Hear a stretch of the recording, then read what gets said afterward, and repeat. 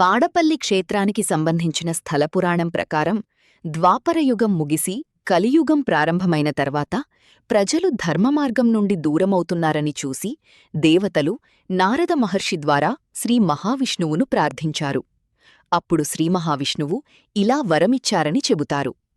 కలియుగంలో భక్తులను రక్షించడానికి నేను గోదావరి తీరం వద్ద స్వయంగా వెలసి వారి కోరికలను తీర్చే వెంకటేశ్వరుడుగా కొలువైయుంటాను. కొన్ని రోజుల తర్వాత గోదావరి నదిలో ఎర్రచందనపు పెట్టె తేలుతూ వచ్చింది. గ్రామస్థులు దాన్ని తీసుకురావాలని ప్రయత్నించినా సాధ్యపడలేదు. అప్పుడు నారద మహర్షి వచ్చి భక్తితో ప్రార్థించి ఆ పెట్టెను ఒడ్డుకు తీసుకువచ్చారని కథనం చెబుతోంది. పెట్టెను తెరిచినప్పుడు అందులో శ్రీ మహావిష్ణువు మహాలక్ష్మి సమేతంగా దర్శనమిచ్చారని విశ్వాసం.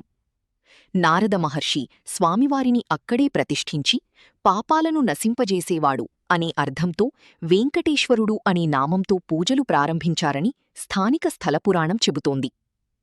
తర్వాత కాలంలో భారీ వరదల వల్ల పాత ఆలయం దెబ్బతింది. అనంతరం పినపోతు గజేంద్రుడు అనే స్థానిక దాత స్వామివారికి కొత్త ఆలయాన్ని నిర్మించి భూములు మరియు ఆభరణాలు సమర్పించాడని చారిత్రక ఆధారాలు తెలియజేస్తున్నాయి. ఈ నిర్మాణం సుమారు 1759 సంవత్సరం నాటిదిగా భావించబడుతోంది.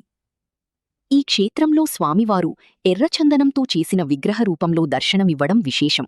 వరుసగా 7 శనివారాలు లేదా కొన్ని స్థానిక సంప్రదాయాల ప్రకారం 11 ప్రదక్షిణలు చేస్తే కోరికలు నెరవేరుతాయని భక్తుల విశ్వాసముంది.